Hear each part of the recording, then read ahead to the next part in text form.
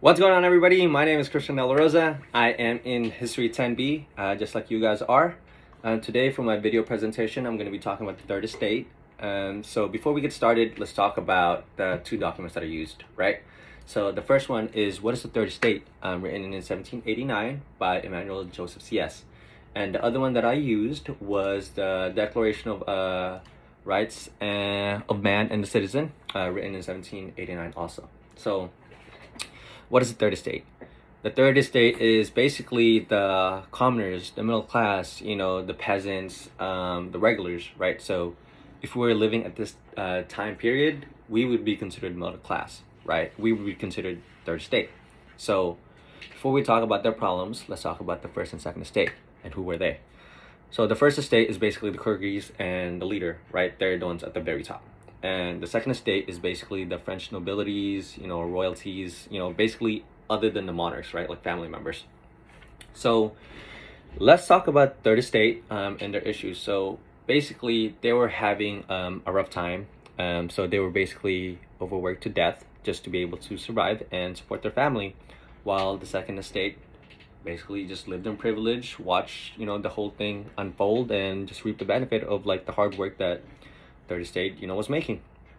So the third estate has an issue with that because they're the one doing all the backbreaking work for the nation, right? So essentially they're the nation, because in the document What is the Third Estate, they talk about what creates a nation, right? So the first, it starts off with agriculture, like the peasants and the farmers, right, harvesting it. Then the second one is basically the people that manufactures like the goods, that turns whatever's harvested to a product that could be sold. And the third one would be basically the people that transport the product and sells it to consumers.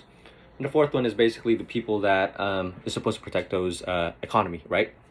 So that's all the third estate. So that's basically the essence of a nation, right? So you might be wondering, where does the first and second estate comes in? They don't.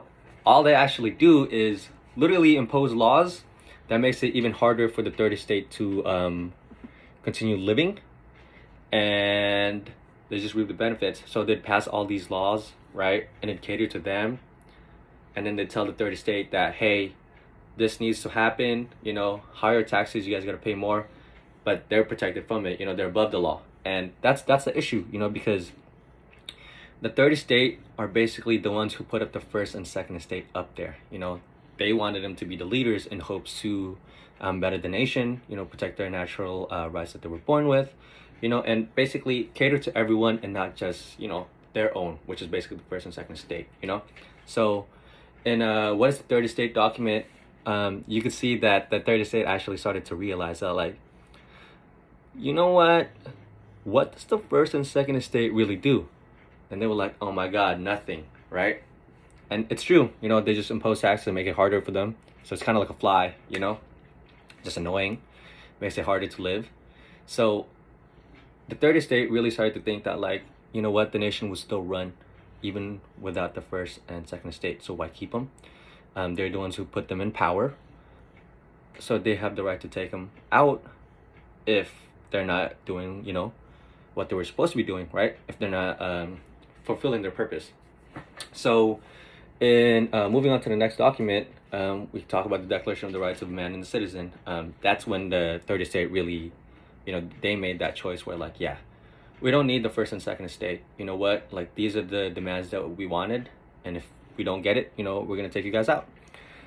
So it's important to note that the third estate did not actually want the destruction of the first and second estate. They just wanted an even playing field, right? So they wanted a law or a government system that is fair to everybody, right? So if you committed a crime, you're supposed to be punished, whether in the third, first, second estate, which that's how it should be, right? And it's supposed to protect the natural rights and liberties and freedom that everyone's born with, not just the first and second estate, right? So basically just freedom and an equal playing field, because the laws at that time were only catered to the first and second estate, and they were above the laws. So they would just, pass these new laws that impose this, and it would only affect the third estate, and made it even harder for them to live. So some of the thing that they wrote in the Declaration of Rights of Man and Citizen is that they wanted the government to protect that natural right, right? So everyone is born with natural rights, and the government's purpose is to protect those natural rights. And if they don't, then take it out, right? And they are the nation. They are what makes, the economy, to keep turning. So they have a say on how the nation should be run. And in the Declaration, you can see that all they want is fairness and freedom. They believe that everybody has freedom of religion and speech, right? You could share it, just as long as it doesn't, impact others in a negative way, right? They believe that taxes is important. People might get confused thinking that, third estate doesn't want taxes, but nope, they actually want taxes. The only thing that they want is that everyone should be paying for taxes, because that's what keeps a nation running, right? So it's not fair that, it's only the poor or the middle class, the third estate, paying for the taxes, while the first and second estate is not paying for anything. So that's still kind of going on with today, right? A lot of people are still mad and upset because they see all these millionaires and billionaires and they feel like they don't pay taxes. So that's one thing.